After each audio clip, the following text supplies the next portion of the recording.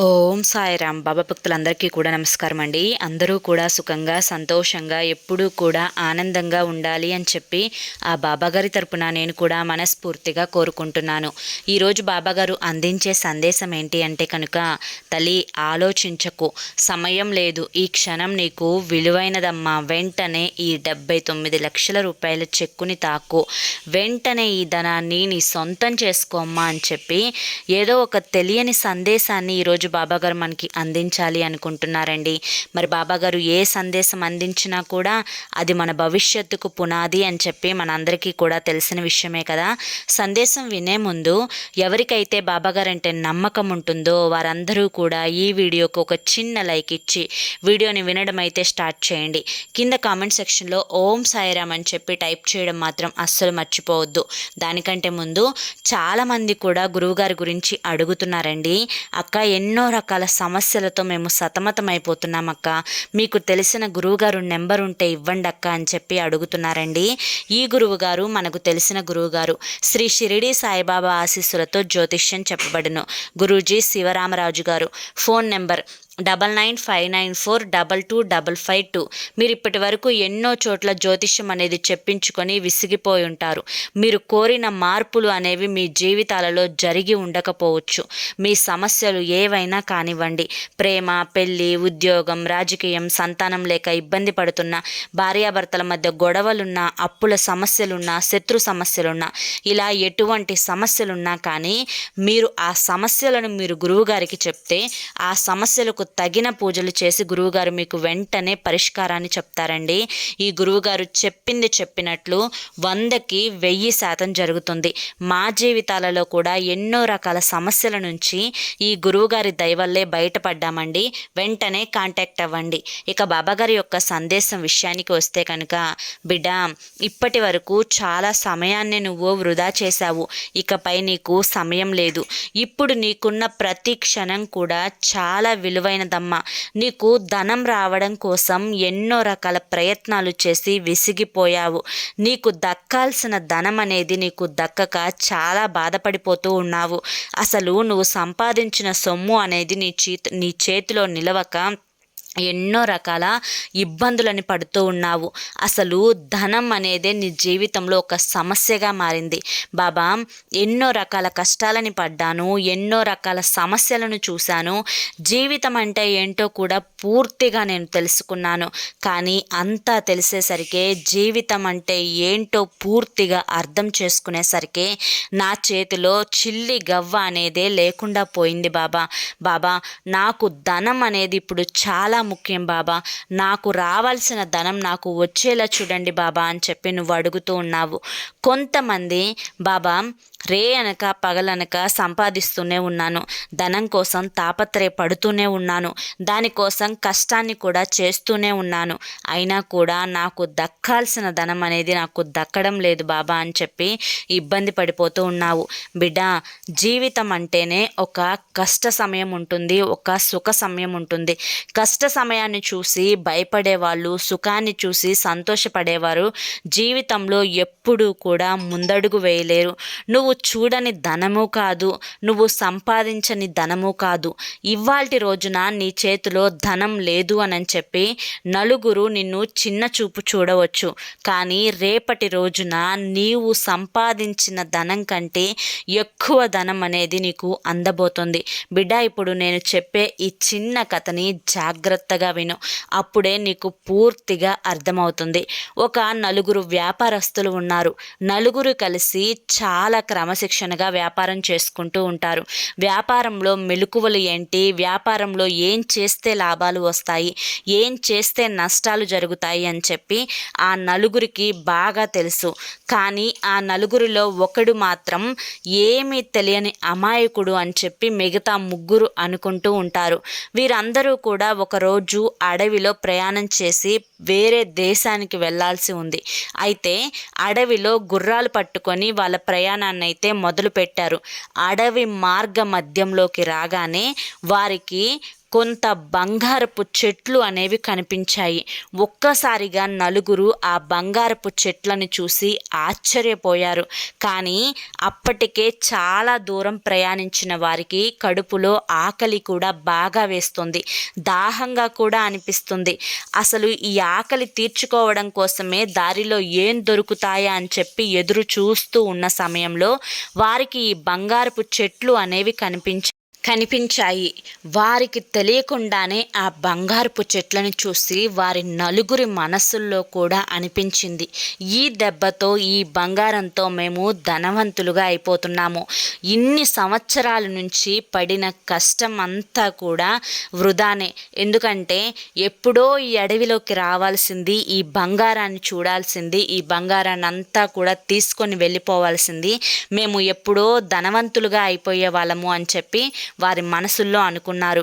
కానీ మిగతా ముగ్గురు ఆలోచించినట్లుగా ఆ ఒక్క వ్యక్తి మాత్రం ఆలోచించలేదు. అతనేమనుకున్నాడు అంటే, ఆ యొక్క బంగారపు చెట్లు పక్కన ఉన్న బాదం చెట్లను, యాపిల్ చెట్లను, బత్తాయి చెట్లను అతను చూసి, ఆహా, ఇందాక నుంచి ఆకలితో అలమటిస్తున్న నా కడుపుకి ఆహారం దొరికింది అని చెప్పి సంతోషపడ్డాడు. ఇక నలుగురు కూడా గుర్రాలను దిగుతారు. గుర్రాలను దిగి అందరూ కూడా వారితో పాటు తెచ్చుకున్న గోతాలను తెరుచుకొని ఆ గోతాలలో బంగారాన్ని మొత్తం కూడా వేసుకుంటున్నారు. వారి దగ్గర ఉన్న గోతాలు మొత్తం కూడా నిండిపోయొచ్చాయి. ఒక్కొక్కటిగా గుర్రాల మీదకి ఎక్కించుకుంటూ ఉన్నారు. కానీ అతను మాత్రం బాదం పండ్లను, బత్తాయి పండ్లను, యాపిల్ పండ్లను వీటన్నింటినీ కూడా గోతాల నిండా నింపుకొని అతని యొక్క గుర్రం మీద ఎక్కించుకున్నాడు. మిగతా ముగ్గురు చూసి పక్క పక్క నవ్వుకున్నారు. అరే, మేము అనుకున్నది నిజమేరా, ఇంత బంగారం కళ్ళ ముందు కనిపిస్తూ ఉంటే తిండిపోతోడికి లాగా నువ్వు ఎప్పుడు తిండి గురించి ఆలోచించుకుంటూ బత్తాయి పండ్లను, బాదం పండ్లను కోసుకొని గోతాలకు నింపుకుంటున్నావే, జీవితంలో ఇంత బంగారాన్ని ఎప్పుడన్నా చూసావా? ఇకపై చూస్తావు అని చెప్పి నమ్మకం అయితే నీకుందా? ఇప్పుడు దొరికిందే అవకాశం అని చెప్పి బంగారాన్ని గోతాల్లోకి ఎత్తుకొని వెళ్ళాలి, కానీ ఇప్పుడు నీకు తిండి కావాల్సి వచ్చిందా అని చెప్పి మిగతా ముగ్గురు నవ్వుకుంటూ ఉంటారు. అప్పుడు ఆ నాలుగో అతను ఏం సమాధానం చెప్తాడు అంటే, మనం ఈ మార్గ మధ్యంలో బంగారం కనిపిస్తుంది అని చెప్పి కలలో కూడా ఊహించలేదు. మనం ఆకలి కోసం పండ్లేమన్నా దొరుకుతాయా అని చెప్పి వెతుక్కుంటూ వచ్చిన క్షణంలో మనకి ఈ బంగారం కనిపించింది. కానీ మన ఆకలిని పక్కన పెట్టి బంగారాన్ని వెతుక్కోవడం అనేది, బంగారాన్ని ఈ గోతాలలో నింపుకోవడం అనేది ఎంతవరకు సరైన పని నాకైతే అర్థం కావడం లేదు. ఆకలితో చచ్చిపోయామే అనుకో, ఈ బంగారం అనేది ఏం చేసుకుంటాము? చచ్చిపోయిన మన శవాల మీద నుంచి ఈ బంగారాన్ని మరొకరు తీసుకొని వెళ్ళిపోతారే తప్ప మన ఆకలి అనేది తీరదు కదా.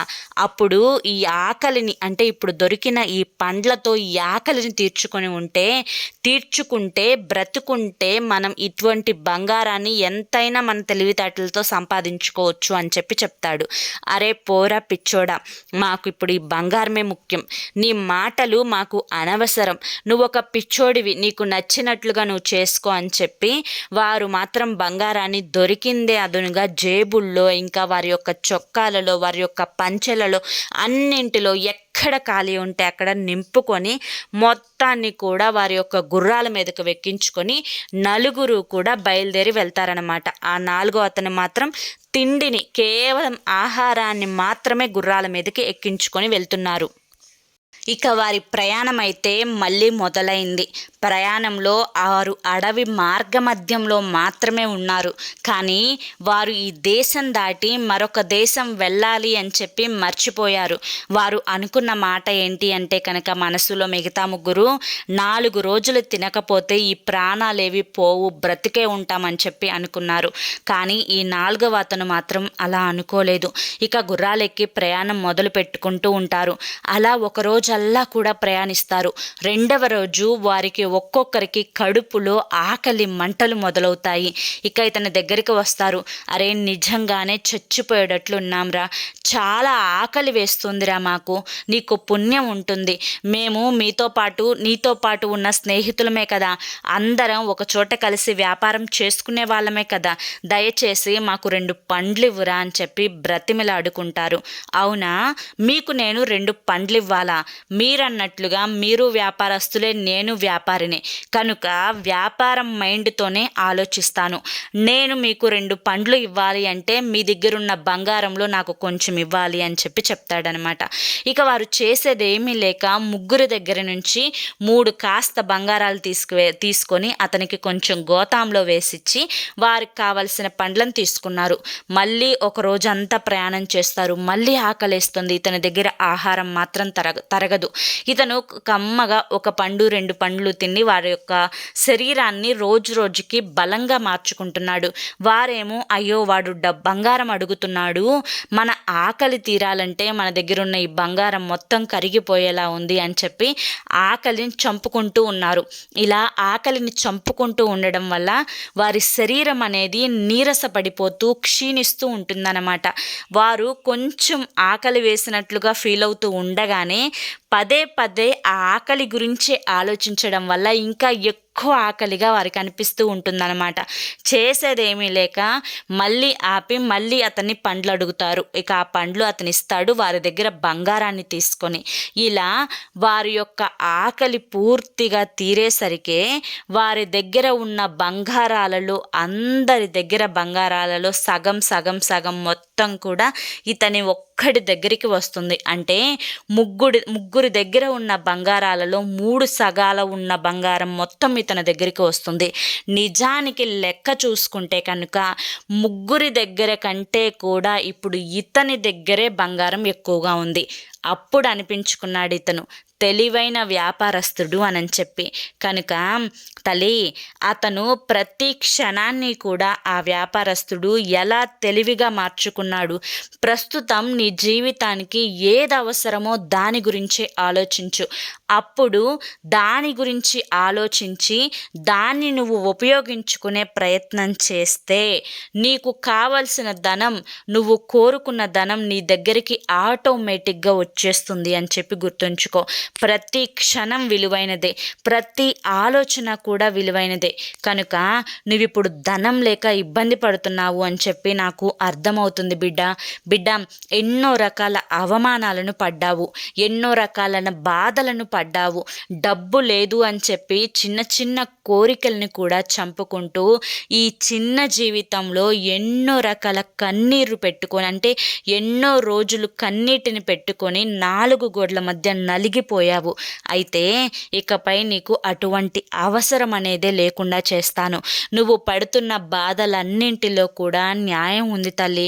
ఎప్పటికైనా కానీ నిజం మాట్లాడుకుంటే న్యాయమే గెలుస్తుంది. ఎవరైతే నిన్ను హేళన చేశారో, ఎవరైతే నిన్ను ఇబ్బంది పెట్టారో, ఎవరైతే నిన్ను బాధ పెట్టారో వారందరి నోర్లు మూసుకునే రోజు అయితే చాలా తొందరలోనే ఉంది. కాస్తంత ఓపిక పట్టు తల్లి, అంత మంచి జరిగేలా నేను చూసుకుంటానమ్మా. బిడ్డ, దేని గురించి కంగారు పడకు, ముఖ్యంగా దేని గురించి కూడా నువ్వు భయపడకు. ఎందుకంటే నువ్వు భయపడేంతగా నీ జీవితంలో ఏది జరగదు అని చెప్పి గుర్తుంచుకో తల్లి. ఆర్థికంగా నువ్వు చాలా ఇబ్బందులు పడుతూ ఉన్నావు. ఎన్నో ఆర్థిక సమస్యలు నీకున్నాయి. ఆ సమస్యలన్నింటినీ కూడా నేను గమనిస్తూనే ఉన్నాను. వాటన్నింటినీ కూడా తీర్చే ప్రయత్నం చేస్తూనే ఉన్నాను. తప్పకుండా నీ సమస్యలు అనేవి ఒక్కొక్కటిగా తీరిపోతాయి అని చెప్పి గుర్తుంచుకో. నీకు ఎన్నో చోట్ల నీ డబ్బే నీకు రావాల్సి ఉంది. ఎవరు డబ్బులు ఇవ్వకుండా సతాయిస్తున్నారో, ఎవరు నిన్ను ఏడిపిస్తూ ఉన్నారో వారందరి నోర్లు కూడా మూతపడే రోజు రోజు వచ్చింది. వారి యొక్క చేతులతో నీ డబ్బులు తీసుకువచ్చి నీ చేతిలో పెడతారు అని చెప్పి గుర్తుంచుకో బిడ్డ. కొంతమందికి నువ్వు అప్పు ఇవ్వాల్సి ఉంది. వారి యొక్క అప్పు అనేది నీకు ఎలా తీరుతుంది అని చెప్పి భయపడిపోతూ ఉన్నావు. వారనే మాటలని మనసులో పెట్టుకొని చాలా బాధపడిపోతూ ఉన్నావు. తప్పకుండా వారి అప్పు అనేది నువ్వు చాలా తొందరలోనే తీర్చేస్తావు అని చెప్పి కూడా గుర్తుంచుకో బిడ్డ. ఇలా 1 కాదు 2 కాదు, ఎన్నో రకాల సమస్యలు అనేవి నిన్ను చుట్టుముట్టాయి. కానీ ఆ సమయానికి ఆ సమస్య తీర్చుకోవడానికి కూడా నీకు డబ్బే కావాల్సి ఉంది.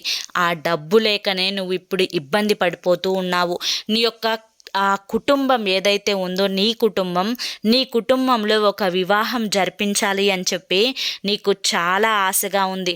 కానీ ఆ వివాహం జరిపించుకోవడానికి కూడా కావాల్సిన ధనం అనేది నీ దగ్గర లేక నువ్వు చాలా ఇబ్బంది పడిపోతూ ఉన్నావు.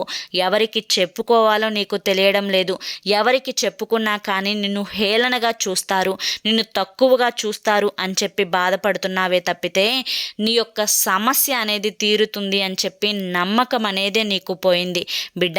ఇంకా ఆపై నీ బిడ్డలు కూడా నిన్ను కాస్త సతాయిస్తూ ఉన్నారు. నీ బిడ్డల జీవితాలలో కూడా ఒక గొప్ప మార్పు అనేది రాబోతుంది. అన్నింటికీ కూడా డబ్బు అనేదే మూలాధారం నీ జీవితంలో ఇప్పుడు. కనుక నువ్వు ఊహించనంత ధనం అనేది నీ చేతిలో పడేలా నేను చూస్తాను. కనుక ఇప్పుడు నేను చెప్పే కొన్ని ముఖ్యమైన విషయాలు నువ్వు జాగ్రత్తగా గమనించుకో బిడ్డ. ఈ రోజు నుంచి నీకు ప్రతిరోజు కూడా చాలా విలువైనది. అనవసరమైన ఆడంబరాల కోసం అనవసరమైన ప్రయాణాలను చేస్తూ నీ దగ్గర ఉన్న రూపాయిని నువ్వు ఖర్చు చేసుకోవద్దు. ఇక ముఖ్యంగా నీ దగ్గర ఉన్న కాస్తంత కొద్దిపాటి ధనాన్ని ఉపయోగించుకొని ఆ ధనాన్ని పొదుపు చేసుకునే ప్రయత్నం చెయ్యి. అంతే తప్పితే ఆ ధనం మీద చూపుతో ఏదైనా కొనేసేద్దాము అని మాత్రం ఆలోచించకు. ఇక అన్నింటికంటే ముఖ్యమైనది వృధా ఖర్చులని మాత్రం అస్సలు పెట్టవద్దు. ఇక అన్నింటికంటే కూడా ముఖ్యమైనది నలుగురిలో ఆడంబరంగా కనపడడం కోసం బట్టలకు ఇప్పటికే నువ్వు చాలా ఖర్చు చేశావు. కనుక నీకు ఇప్పటి వరకు ఉన్న బట్టలని జాగ్రత్తగా వాడుకొని ఎక్కువ ధనాన్ని బట్టలకి ఖర్చు పెట్టకుండా చూసుకో. తెలివిగా ఆ డబ్బు మీద రూపాయి ఎలా పెరుగుతుందా అని చెప్పి ఆలోచించుకో. ఆ విధంగా ఆలోచన చేసి పొదుపు చేసే ప్రయత్నం నువ్వు మొదలు పెడితే నీ జీవితంలో ఒక గొప్ప మార్పు వస్తుంది అని చెప్పి గుర్తుంచుకో బిడ్డ. నీ యొక్క భవిష్యత్తు అనేది మారాలి అంటే ముందు నీ దగ్గర నుంచే మొదలవ్వాలి. మొదటి అడుగు నువ్వే వేయాలి అని చెప్పి గుర్తుంచుకో. చిన్న చిన్న ఆరోగ్య సమస్యలు అనేవి నిన్ను ఇప్పుడు ఇబ్బంది పెడుతూ ఉన్నాయి. ఆ ఆరోగ్య సమస్యల వల్ల నువ్వు మానసికంగా కృంగిపోతూ ఉన్నావు. కానీ అవి చిన్నవే తల్లి. అవి ఎలా వచ్చాయో అలాగే దూరం అయిపోతాయి. దాని గురించి నువ్వు ఎక్కువగా భయపడవద్దు. మానసిక రోగం అనేది చాలా పెద్ద జబ్బు తల్లి. నువ్వు దేని గురించి అయితే ఆలోచిస్తూ ఉంటావో నీ యొక్క శరీరంలో దానికి సంబంధించిన మార్పులు అనేవి జరుగుతూ ఉంటాయి. కనుక దేని గురించి కూడా ఎక్కువగా ఆలోచించే ప్రయత్నం మాత్రం చేయకు. ఎక్కడ విన్నది అక్కడే వదిలేసేసే తల్లి. ఎప్పుడైనా కానీ నీ లైఫ్ అనేది నీ చేతుల్లోనే ఉండాలి.